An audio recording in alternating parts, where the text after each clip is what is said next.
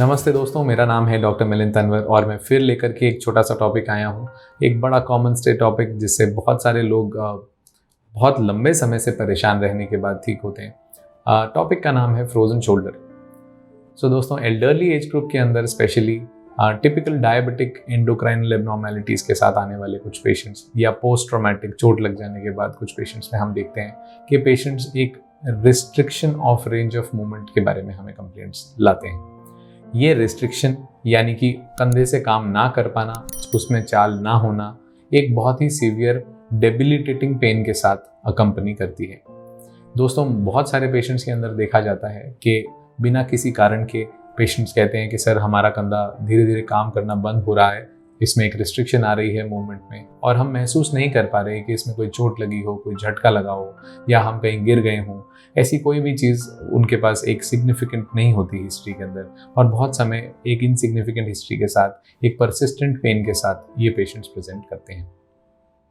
दोस्तों, इन typical patients के अंदर स्लीपिंग डिसऑर्डर मतलब कि उस तरफ जिस तरफ का कंधा इन्वॉल्व है उस तरफ सो पाने में असमर्थ रहते हैं ये, और एक बहुत ही स्टिंगिंग चुभने वाला गड़ने वाला दर्द जो कि outer part of the shoulder से लेकर के upper part of the arm, four arm तक रेडिएट करता है। इस टिपिकल पेन के अंदर दोस्तों एक बड़ी इंपॉर्टेंट बात होती है कि ये usual activities of the daily living, जब हम रोज़मर्रा के काम कर रहे होते हैं दिन भर में तो ये इतना महसूस नहीं होता, पर जब हम रात को सोने जाते हैं, जब हम थके हुए होते हैं, हमें महसूस होता है कि हम एक कंफर्टेबल नींद लें, तो ये पेन रात को टिपिकली 12 बजे, 2 बजे, 3 बजे आपको रात में आता है और ये टिपिकल पेन आपको डिस्टर्ब करता है। This pain is usually chronic, ये कुछ लंबे समय से धीरे धीरे बढ़ता है और जैसे जैसे ये बढ़ता है वैसे वैसे क्वालिटी ऑफ लाइफ धीरे धीरे ख़राब होती चली जाती है। कुछ पेशेंट्स के अंदर यहाँ पर हम देखते हैं कि यंग पेशेंट्स के अंदर भी मिलता है। फ्रोजन शोल्डर के दोस्तों 3 बेसिक फेजेस होते हैं, जहाँ पर फ्रीजिंग फेज यानी कंधे का जमना, फ्रोजन फेज यानी कि कंधा अब पूरी तरीके से जम चुका है, और थॉइंग फेज यानी कि अब ये कंधा खुल रहा है। ये 3 फेजेस बेसिकली होते हैं। फ्रोजन शोल्डर को समझने के लिए दोस्तों हमें एक थोड़ा सा ओवरव्यू लेना पड़ेगा कि हमारा कंधा एक्चुअली है क्या। सो कंधे में बेसिकली एक बॉल और एक सॉकेट जॉइंट है, जो कि बॉल सॉकेट के अंदर ऊपर उठना, आगे चलना, पीछे चलना, अंदर घूमना और बाहर घूमने के काम करती है। इस बॉल को सॉकेट में चलाने वाली दोस्तों कुछ मांसपेशियां होती हैं जो इस बॉल के ऊपर लगी होती हैं और ये सारा का सारा स्ट्रक्चर एक कैप्सूल के अंदर बंद होता है। कैप्सूल को हम एक थैली की तरह समझ सकते हैं दोस्तों, जहाँ पर सारा जोड़ बाकी मांसपेशियों से कैप्सूल अलग करता है। इस कैप्सूल में जब सिकुड़न आ जाती है किसी कारण से, तो इसको बेसिकली फ्रोजन शोल्डर या अडेसिव कैप्सुलाइटिस कहा जाता है। अडेसिव कैप्सुलाइटिस एक मेडिकल टर्मिनोलॉजी है, जहाँ पर सिंपल शब्दों में अगर इसे ब्रेक किया जाए तो अडेसिव मीन्स चिपका हुआ, एंड शोल्डर मतलब कंधा, एंड कैप्सुलाइटिस का बेसिक मतलब होता है कि कैप्सूल में इन्फ्लेमेशन यानी एक उसके कवरिंग के अंदर इन्फ्लेमेशन आ जाना। तो दोस्तों, ये अडेसिव कैप्सुलाइटिस जो चीज़ है, ये कंधे के ऊपर का कैप्सूल और अंदर के मांस के अंदर सूजन को कहते हैं। इसी मांस के लचीलेपन की कम हो जाने की वजह से ये जो टिपिकल मूवमेंट्स यानी कि एक रोटेशन मूवमेंट्स, यानी कि मेरा हाथ जो बाहर जाता हुआ देख पा रहे हैं आप और जो मेरा हाथ अंदर की तरफ आकर के पीछे जाता हुआ देख पा रहे हैं, ये दोनों मूवमेंट्स इंटरनल और एक्सटर्नल रोटेशन सबसे पहले लिमिट हो जाती हैं। इसी से हम जान पाते हैं कि हम फ्रोजन शोल्डर नाम की समस्या को देख पा रहे हैं। तो दोस्तों, अब आ गए हम डायग्नोसिस से लेकर के ट्रीटमेंट के पार्ट पर। तो बहुत सारे पेशेंट्स जो कि परेशान हैं वो ये कहते हैं कि सर हमें रेगुलरली रिपीटेडली बताया जा रहा है कि फ्रोजन शोल्डर का जो एकमात्र इलाज है वो एक्सरसाइज है, वो चाल लेकर के आना है, पर हमसे ये एक्सरसाइजेज नहीं हो रही। ये पेशेंट्स यूजुअली बहुत सारे डॉक्टर्स के पास ओपिनियन लेते हैं बिकॉज एक परसिस्टेंट पेन ख़त्म नहीं होता। दोस्तों, ये जानना बहुत ज़रूरी है कि अगर ये बीमारी को हम फ्रीजिंग फेज या फ्रोजन फेज में बेसिकली ट्रीट करने की कोशिश करते हैं, तो हम लोग बेसिकली एक नेचुरल प्रोसेस के बीच में आकर के, एक इन्फ्लेमेटरी प्रोसेस के बीच में आकर उसको रोकते हैं। ये इन्फ्लेमेटरी प्रोसेस अगर हम इनिशियल स्टेजेस में पकड़ लेते हैं दोस्तों, तो हमारे को कभी कभी initial few weeks of treatment में बहुत रिलीफ नहीं महसूस करते पेशेंट्स। बहुत सारे पेशेंट्स जो कि फ्रोजन या थॉइंग फेज में आते हैं, उन्हें इम्प्रूवमेंट बहुत जल्दी महसूस होता है। ये बात समझनी हमारे लिए बहुत ज़रूरी है कि इसका अल्टीमेटली जो most common, most effective and side effect free treatment है वो बेसिकली एक्सरसाइजेज है। आप अपने ऑर्थोपेडिक सर्जन, फिजियोथेरेपिस्ट या फिजिकल थेरेपिस्ट के पास रिहैबिलिटेशन के लिए जब जाते हैं, तो वो आपको एक सिम्टोमेटोलॉजी यानी कि दर्द, सूजन, भारीपन, खिंचाव, रेडिएटिंग पेन, इन सभी चीज़ों से आपको रिलीफ देने के लिए कुछ मेडिकेशंस, कुछ बिजली की सिकाई, कुछ आइस पैक्स और ये सभी चीज़ें देते हैं ताकि आपको सिम्टोमेटोलॉजी रिलैक्स हो जाए और आप एक्सरसाइजेज आराम से कर पाएँ। बहुत सारे पेशेंट जहाँ पर कहते हैं कि सर हमें दवाइयों से परसिस्टेंटली रिलीफ नहीं आ रहा, क्वालिटी ऑफ लाइफ पेन की वजह से पुअर है और डिसेबिलिटी महसूस करते हैं, इन्हीं पेशेंट्स के अंदर हम स्टेरॉइड्स के injections after a certain time period gap repeat कर सकते हैं, जिससे कि रेंज ऑफ मूवमेंट जल्दी महसूस करते हैं कि पेशेंट्स आ जाती हैं एंड इन्फ्लेमेशन जल्दी कम हो जाता है।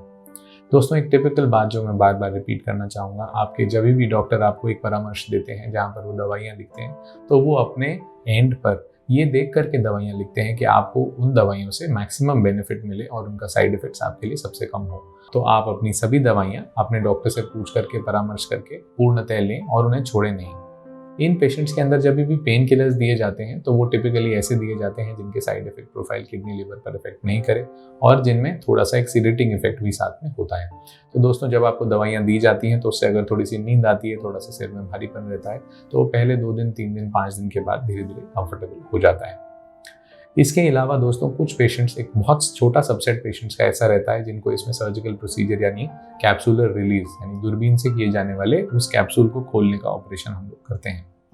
बहुत ही रेयर केसेस रहते हैं जहाँ पर एक सर्जिकल प्रोसीजर की ज़रूरत रहती है और बहुत सारे पेशेंट्स हमारे स्टेरॉइड के इंजेक्शन से, जो कि सब अक्रोमियल स्पेस में जहाँ पर इन्फ्लेमेशन है और जोड़ के अंदर जहाँ इन्फ्लेमेशन है वहाँ दिए जाते हैं और उससे इन्फ्लेमेशन, सूजन, दर्द, ये सभी सिम्टोमेटोलॉजी में पेशेंट्स को रिलैक्सेशन महसूस होता है।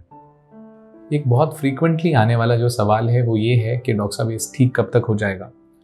तो दोस्तों, इस चीज़ को प्लीज़ पहचानने की कोशिश करें कि इसके जो 3 फेजेस हैं उनका एक अपना निर्धारित समय रहता है और एक एस्टिमेटेड समय जब हम कहते हैं तो 11 महीने से लेकर के 18 महीने तक भी इस डिजीज़ को ठीक होने में, सेल्फ रिजॉल्विंग बनने में और आपको सिम्टम्स में पूरी तरह रिलीफ आने में, दोनों कंधे पूर्णतः बराबर चलने में समय लग सकता है। इसी के साथ साथ elderly patients, women, female patients, diabetic patients, patients with cardiovascular risk, patient with neurological diseases जो कि मेडिकेशंस पर हैं, इन लोगों के अंदर यूजुअली जो डिजीज़ रिस्क है, जो रेजिस्टेंट डिजीज़ रिस्क है, वो थोड़ा सा नॉर्मल से ज़्यादा रहता है। बहुत सारे पेशेंट हमसे आते हैं, ये पूछते हैं कि सर पहले इस कंधे में था, वो ठीक हो गया 1.5 साल पहले, अब इस कंधे में हो गया है, अब हम बहुत परेशान हैं, ये बार बार हो रहा है। जी हाँ, अगर आप डायबिटीज़ कंट्रोल नहीं रखते, अगर आपकी एंडोक्राइनल ग्रंथि रोग विशेषकर अपनी सीमाओं में नहीं है, तो फिर ये चीज़ बार बार दोनों कंधों में भी एक साथ भी हो सकती है। तो प्लीज़ अपने फिजिशियन से एंड अपने ऑर्थोपेडिक सर्जन से, फिजियोथेरेपिस्ट से, फिजिकल थेरेपिस्ट से रिहैबिलिटेशन के लिए और ट्रीटमेंट के लिए निरंतर रूप से परामर्श करें और दर्द में रिलीफ नहीं मिलने पर उनको वापस रिपोर्ट करें। दोस्तों, कुछ सिंपल एक्सरसाइजेज हैं जो आपके फिजिकल थेरेपिस्ट आपको सामने रख करके बेहतर बता पाएंगे, बट मोटा मोटा सा जानने की कोशिश अगर अपन करते हैं तो फ्रोजन शोल्डर के अंदर, क्योंकि चाल बहुत सीमित हो जाती है कंधे की, तो सबसे पहले जो हम इम्प्रूवमेंट पेशेंट से चाहते हैं वो है रेंज ऑफ मूवमेंट के अंदर। रेंज ऑफ मूवमेंट मतलब चाल, आगे चला पाना, उठा पाना, बाहर की तरफ उठा पाना, बाहर की तरफ घुमा पाना, अंदर की तरफ घुमा पाना, ये सभी जो बॉल की सॉकेट के अंदर मूवमेंट्स हैं, ये धीरे धीरे from 3 months to 6 months improve करती हैं। इसी के साथ साथ दोस्तों, जैसे जैसे चाल आने लगती है वैसे वैसे ताकत बढ़ाने के लिए कुछ एक्सरसाइजेज आपके फिजियोथेरेपिस्ट आपको बताएंगे। सिंपल एक्सरसाइजेज जैसे वॉल क्लाइंब्स, जो कि सामने की तरफ से और बाहर की तरफ से करवाए जाते हैं, कुछ बेसिक पेंडुलम एक्सरसाइजेज, कुछ basic range of motion pulley exercises, ये सभी एक्सरसाइजेज एक्सटर्नल रोटेशन इन्हांस करने के लिए, स्ट्रेचिंग, ये सभी एक्सरसाइजेज वो हैं जो आपको निरंतर रूप से करने पर बेनिफिट देंगी। तो दोस्तों, ये निरंतर रूप से करी जाने वाली एक्सरसाइजेज बेसिकली धीरे धीरे हमारी चाल को इम्प्रूव करती हैं, चाल के साथ साथ धीरे धीरे ताकत आने लगती है और धीरे धीरे मरीज अपने सभी कामों को करने में सक्षम होता चला जाता है। इस वीडियो के अंदर एक छोटा सा मैसेज मैं आपको और देना चाहूँगा। आई वुड विश कि आप जिन भी ऑर्थोपेडिक सर्जन के साथ फॉलोअप कर रहे हैं, जिन भी फिजिकल थेरेपिस्ट के साथ फॉलोअप कर रहे हैं, रेगुलरली उनके साथ फॉलोअप करें और उनको रेगुलरली अपनी कंडीशन के बारे में बताएं कि क्या चीज़ में इम्प्रूवमेंट है, क्या चीज़ में इम्प्रूवमेंट नहीं आ रही है, और उनसे सुझाव लें कि और वो क्या क्या कर सकते हैं जिससे कि आपको इम्प्रूवमेंट महसूस हो। उम्मीद करता हूँ आपको फ्रोजन शोल्डर के बारे में थोड़ा सा एक इंसाइट मिला होगा और आपके कुछ फ्रीक्वेंटली आस्क्ड क्वेश्चंस का जवाब भी मिला होगा। Thank you.